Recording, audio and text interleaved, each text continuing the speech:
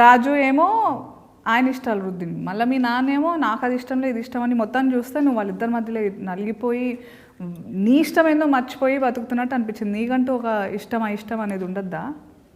నిజంగా నాకు ఇష్టం ఉంటుందా మేడం? నాకు ఉండాలనే అంటున్నా నేను. ఏమో మేడం, చిన్నప్పటి నుంచి ఇది చేయి అది చేయి ఇట్లుండు అట్లా చేయి అని మా నాన్న అంటాడు, పెద్ద అయిన తర్వాత మొగుడు అంటాడు. వీళ్ళిద్దరి మధ్యలో నలిగిపోవడమే కదా మేడం మన పరిస్థితి. నాకంటూ ఒక మనసు ఉంటుంది కదా మేడం, నేను ఒకరిని ఇష్టపడతాను, ఒకరిని ప్రేమిస్తాను. ఇప్పుడు అమ్మాయి అంటే వస్తువు కాదు కదా మేడం, నన్ను వస్తువులా చూడడం వల్ల ఈ సమస్యలన్నీ మొదలైనవి మేడం.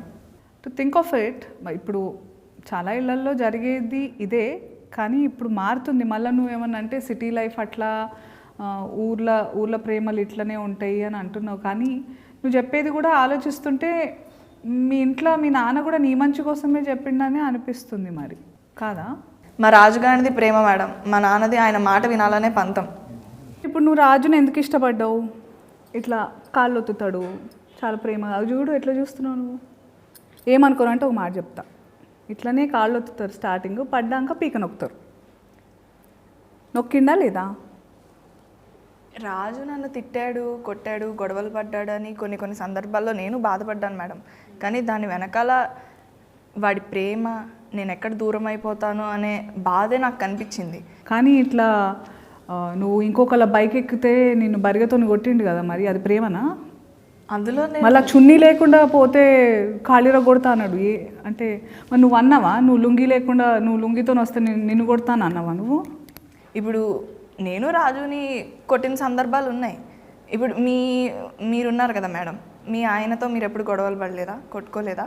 కొట్లాడుకున్నాము. ఇక్కడ టాపిక్ నాది కాదు, ఇంకా పాలు పొంగినాక ఏం చేయలేము, కానీ ఇప్పుడు నీ గురించి మాట్లాడదాం. ఇప్పుడు మా రాజు ఏది చెప్పినా నా మంచి కోసమే చెప్తాడు, నేనేది చెప్పినా ఆడి మంచి కోసమే చెప్తానని మేమిద్దరం నమ్ముతాం. అది మా ప్రేమ కదా, మిమ్మల్ని అట్లా ఉండమని చెప్పట్లేదు. నేను కొట్టాలనిపిస్తుంది మిమ్మల్ని చూస్తుంటే. బుర్రుందా? చున్నీ వేసుకోకపోతే వేరే వాడు బైక్ ఎక్కితే? మా ఊర్లలో నన్ను ఎట్లా చూస్తారో వాడికి తెలుసు మేడం, అందుకే చెప్పిండు. నువ్వు ఊరిని ప్రేమించినవా, రాజుని ప్రేమించినవా? వాడు నా మంచి కోసం చెప్పిండు మేడం. నీ మంచి నీ బట్టలలో ఉందా? నీకు నా గురించి తెలుసా? నేను అన్ని రకాల బట్టలు వేసుకుంటా, నాకు ఇష్టం, నేను అందంగా ఎన్ని ఉంటే అని వేసుకుంటా. మా ఆయన దాని ప్రకారం నన్ను ప్రేమించిండు అనుకుంటున్నావా? మీరుండే సిటీ వేరు, మా ఊరు వేరు కదా మేడం. రాజు వేరు, మీ ఆయన వేరు. మళ్ళీ ఏమన్నా అంటే ఊరు అంటావు, అందులోనే మరి ఉంటావా? నీకు సిటీకి రావాలని లేదా? లేదు, రాజు ఎక్కడుంటే నేను అక్కడే. రాజు సిటీకి వస్తే నేను సిటీలో నీలాంటి ముద్దుగుండే పిల్లల్ని, ఇంత పద్ధతిగా ఉండే వాళ్ళని మస్తు మంది చూస్తారు. అప్పుడు తప్పు వాళ్ళదవుతుందా నీదవుతుందా? రాజుతో కాకుండా ఒక్కదాన్నే బయటికి రావడం నా తప్పే అవుతుంది కదా మేడం. ఇట్లా తయారైనవేంది నీకు? అసలు సిటీ అంటావు, కానీ సిటీలో కూడా ఎంత మంచి ఆడవాళ్ళు ఉంటారు, ఎంత మంచి ఆలోచనలు భావాలు ఉంటాయి. అదేదో మనందరం కలిసి మగోళ్ళకి శత్రువు అయినట్టు నేను మగజాతికి శత్రువులాగా మాట్లాడతలేను, కానీ ఇట్లాంటి వాళ్ళు ఉన్నారు కూడా, వాళ్ళకి అర్థమవుతలేదు ప్రేమ అనేది ఏందని. ఇప్పుడు మంచి రచయితలు ఉన్నారు మన దగ్గర, మంచి ఈ సినిమాలలో చేసే ఆడపిల్లలు కూడా ఈ మధ్య మంచి మాటలు మాట్లాడుతున్నారు మంచిగా. అంటే అందరికీ ఆడపిల్ల అంటే ఆమెకి ఎట్లాంటి ఫీలింగ్స్ ఉంటాయి, ఏమేమి బాధలు అనుభవిస్తుంది, ఒక మొగోడు జీవితంలో రాకుండానే మస్తు బాధలు ఉంటాయి మనకి. నువ్వు ఆడదానివి కదా, అవునా కదా? మనకి పీరియడ్స్ వస్తాయా?